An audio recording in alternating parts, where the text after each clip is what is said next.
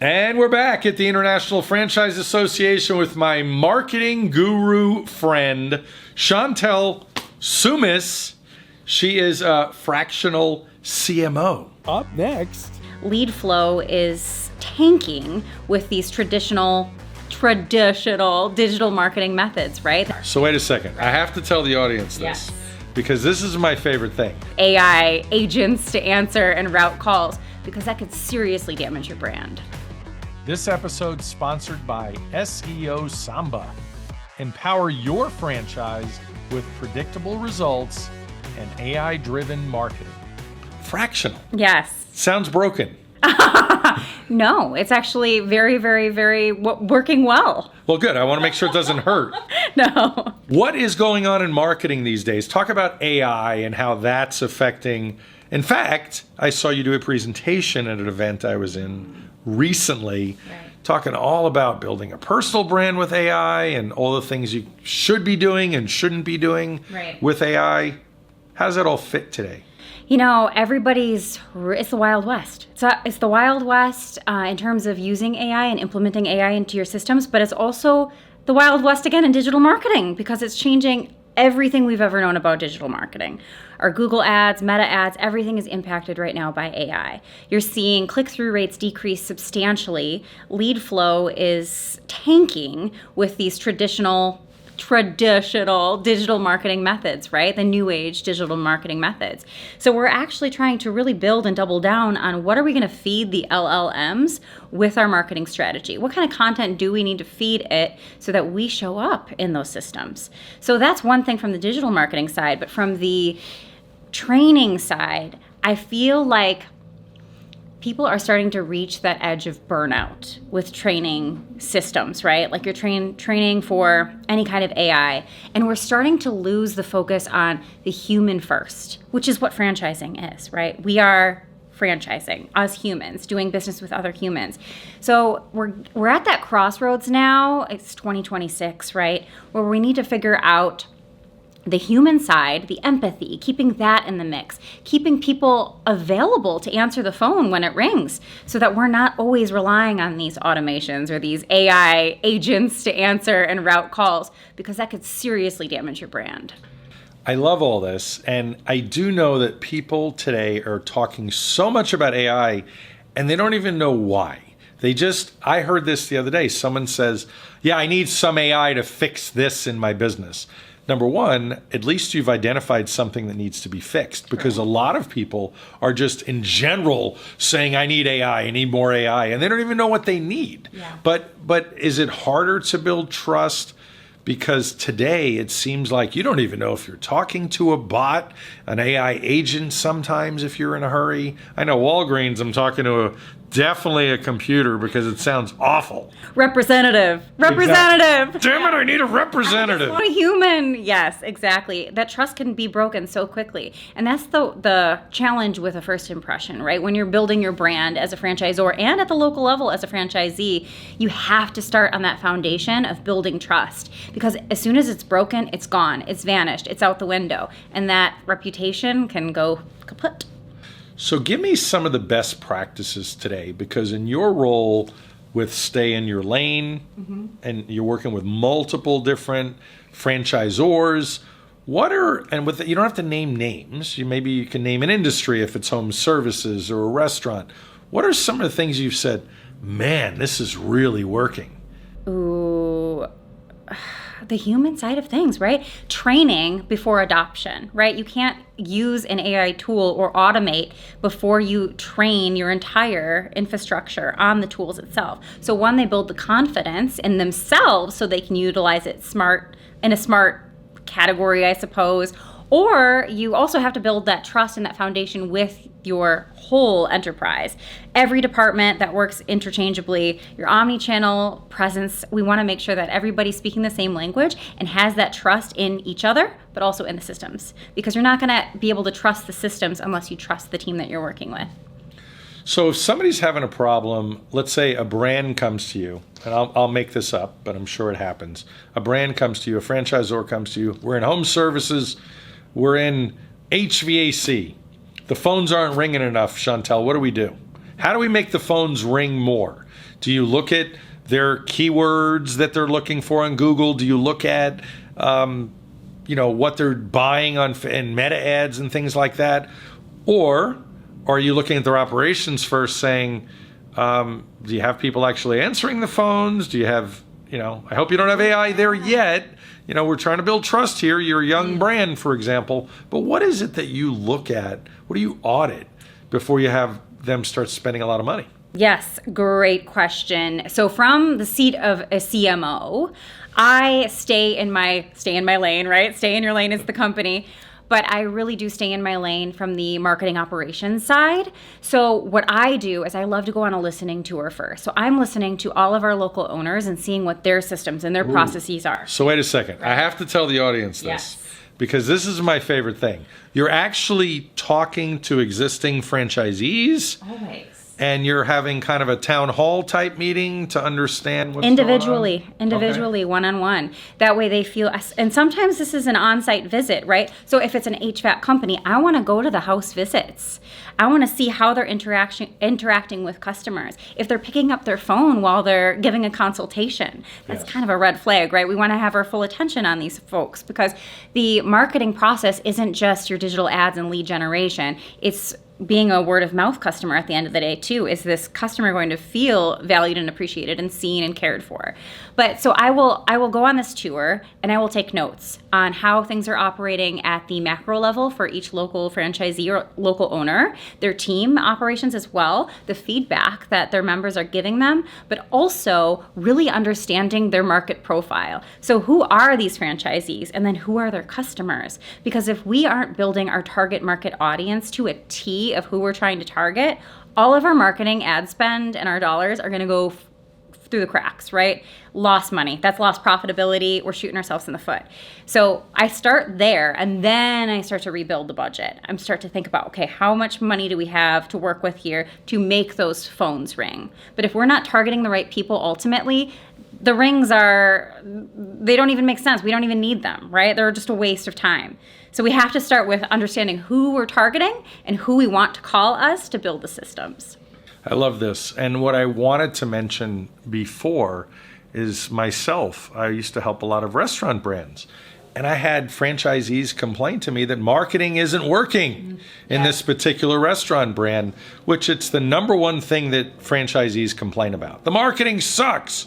Well, I'll tell you the truth. I did a listening tour. It was more like a town hall that I participated in. And I'll never forget, I had a lady that was very bright. She came up to me and said, I have 3 locations. The marketing sucks. I need help. Can you help me? You know what I did? I was a sneak. I visited all 3 of her stores. The 3rd restaurant I visited was where we were meeting someday, on a particular day. I had already visited the other 2, and I had a little lunch, and I observed, and the operations were terrible. So by the time I got to the 3rd store, she said, so what are we going to do to fix this? And I said, well, I think I figured it out. And she says, wonderful. What are we going to do? Is it this? Is it this? And I said, we're going to work on your operations. She got so mad, she almost stormed out. I calmed her down, but I had to educate her or re-educate her. Here are the specific things I saw in your stores that don't work. So I always tell people, fix your operations first before you market. And as you described, money is going down the drain if you're not ready. Exactly. So what is it that you see today with AI, with all these franchise brands, where you can make the quickest impact? What is the quick hit in marketing today? Is it something, let's say, like TikTok? Is it starting a TikTok campaign? Is it something, because when you give a face to your brand and you show your team having fun, even if it's a HVAC brand or a barbecue restaurant or whatever it might be, senior home care that people are scared of. Right. Maybe you put a face to that. Does that help? 100%. Yes, personal branding is a quick win that I would absolutely suggest. So your local owners and your team are all thought influencers at the end of the day. They're the best way to represent your brand. For instance, there's this TikToker that I just found out about last night. I forget what her name is, Staples something, but she represents Staples and talks about all of the crazy cool things that you can do at Staples. I haven't thought about the brand Staples in probably a decade, right? And nor do you want to go there necessarily. No. It sounds boring. But when you're listening to this girl talk about creating birthday mugs for her bestie using these images or customized stickers and all of these fun things, you're like, oh, Staples actually could be pretty cool. I could go visit Staples and see what I can do there. But yeah, other than that, I would have never thought of it if it wasn't for that one person picking up the camera and streaming themselves, talking about all of the opportunities that you can do at this one facility or this one business. That's where the magic happens. And this person they're very monotone. They're not like an overperformer or anything like that. Like, you wouldn't tune in just because they're interesting. You're tuning in because the content is interesting, right? So you don't need to be this big personality. You can really just show up with something resourceful, something of value, and that's what your audience really wants. So do you take this, call it 360 approach every time you onboard a client, where you're looking or auditing at their social media, you're auditing what they've done for digital ads or digital marketing, and just looking at everything? Maybe they had a Yellow Pages ad. No, that was a long time ago. We don't. Or a billboard. Maybe they had billboards. Yes. I mean, are you looking at all of it, and almost like a doctor? And I always say, prescription before diagnosis is malpractice. You have to look at everything to understand. Absolutely. And you can't just give a treatment to symptoms. You have to diagnose the root cause. I do like a 360 times 2. So I'm going around twice. I need to figure out everything. And what we find some serious gems. Like one franchisee for a home service business was finding the best results, the best return on ad spend from a church bulletin. You never think about advertising in a church bulletin, but sure, if you're sitting in a pew for an hour and a half and you're looking at the back of the people in front of you and you see this advertisement, it's going to be burned into your memory, right? It's perfect. And it has driven so much business for them. And nobody would have known about that. The rest of the franchisees in the entire company would have never known unless we had these conversations and were able to pull this out of them so everybody else can try it too. So if you see something on the back of a church pew, is it almost guaranteed that, a higher power is certifying this brand? You are blessed, yeah. I never thought about it that way, but great call. I like that branding, that approach. Perhaps. So with all of the areas, if you think of all of your clients today, I know you have a lot of work.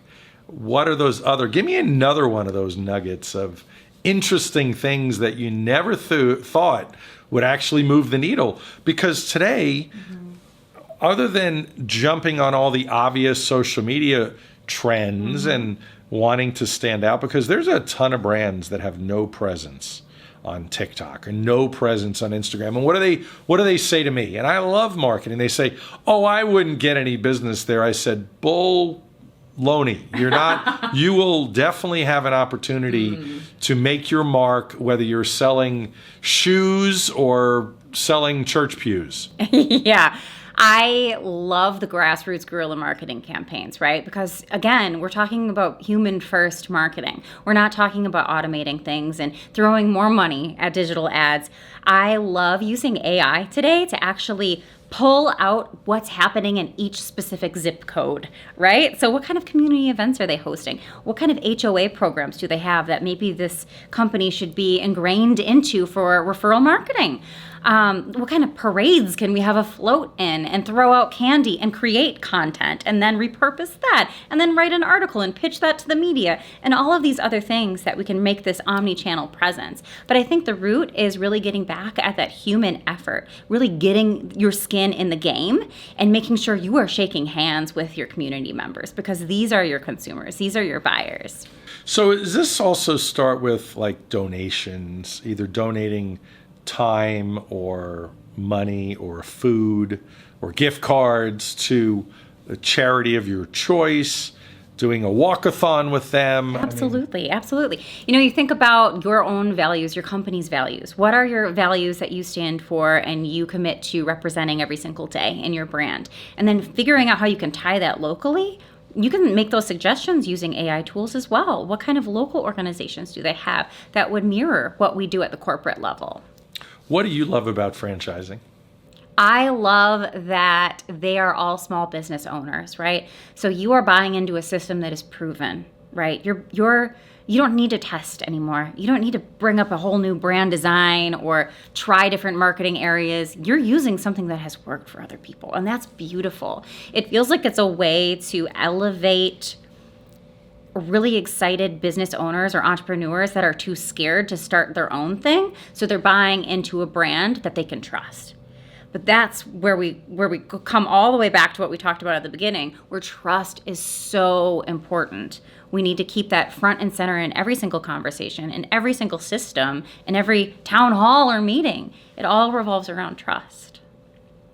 What do you love most about franchising? I used to own a lot of franchises like Wingstops and Krispy Kreme donut shops. I love the camaraderie. I love the community.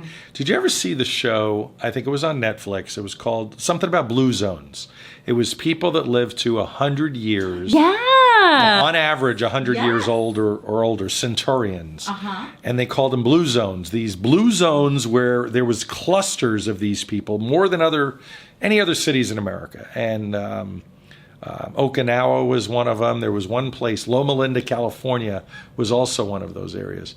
But one of my takeaways was that there was a lot of different factors, but the biggest one that I took away were these people, as they're hitting 100 years old, they have a community around them supporting them. And that's what I love about franchising. And I always go back to that and tell people all the time, you have a community. You're not in business all by yourself. Right. You have a whole community of other owners representing the exact same brand that you're not competing with. It's literally like joining a big mastermind. Yeah, it's a whole community, right? You know, when I think about that, I think about my parents were franchisees as well. Oh, I didn't know. What brand? Are you allowed to say? Yeah, they did BP gas stations. Oh, nice. Yeah, and I didn't know this as a kid. You know, they kept things pretty hush. Sorry They did about an that. oil change thing. They did a popcorn thing. I don't know. They were hustlers. They did all the things. But ultimately, what was really cool is they had that community of people to test ideas on, right? The people at the brand that they could throw ideas back and forth on. And that didn't just work for that one brand. That worked for all of the other things they were working on as well. So it goes a long ways to have those connections and build that forward, not just at the corporate level, but the local level too. People get scared about franchises because they think they're going to get stuck and they're going to be controlled, and there's some mind melding weird stuff going on, like it's a cult. They're going to make me do things I don't want to. But where you come in, and what I loved about this conversation today, is that marketing when you're on your own in an independent business, it's a nightmare because you're one person. You're not a huge organization, and you're going to get taken advantage by vendors, and there's no buying power. There's nobody that's really going to pay attention and care about you.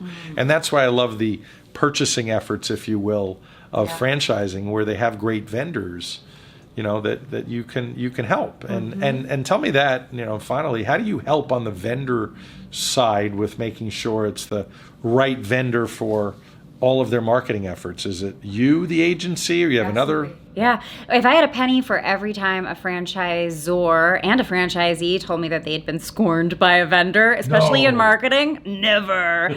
But wow, I would be a rich lady with all those pennies. So I love to understand exactly what they need and what they're looking for, because it's going to differ on what vendor they need based on their specific needs, their market, and their target market, right? So as soon as I understand that whole scope, I can match them up pretty perfectly. I feel like a little matchmaker sometimes. And with Stay in Your Lane, I have a whole bench of specialists too, right? So if we see that things are not going right with your digital ads, I can tag Noel. He's a brilliant Google Ads strategist. He can dive in and he can identify things. I'll tell you this story. I have a client who has many, many, many locations and 4 different marketing vendors, preferred marketing vendors, right? And we were going through, as we onboarded, there's a little bit of turbulence in the change of infrastructure and everything at the corporate level. And we came in and we were auditing these ads campaigns at every single local level. And we were seeing some were performing really great, right? Their ROAS was like a 4, maybe a 6 on a good Explain day. what ROAS is. Return on ad spend, okay? So it was like a 4 to a 6. We like sixes. We want sixes. We do not want a 1.5, okay? Red flag. And when we were seeing these things, we were looking at, why don't these ad campaigns have the basics? Negative keywords, right? The geographic targeting. Why are we targeting zip codes that we don't market in, that we shouldn't be serving in? And these were the red flags that my specialist was able to identify and bring to my attention. And then we had to go back to that vendor and say, what's going on here? Why are you doing this? Why are you charging my franchisee this money when you're not doing it right? This is not the right targeting, and you know this. You were handed a set of zip codes. So that's when we pull the plug on that that vendor, right? And we reassign a new vendor. And we just went through this process, and the franchisees are ecstatic because they feel heard, they feel seen, and they feel supported in this process. And that's what a good marketing operation should be at the franchisor level, right? You should be in the weeds looking at these things. We do the same with Meta, we do the same with design, and we make sure that everybody is equipped with the brand guidelines too. Don't you love her? Heard, seen, and supported. Chantel, thank you for being here today. Thanks so much, Lance.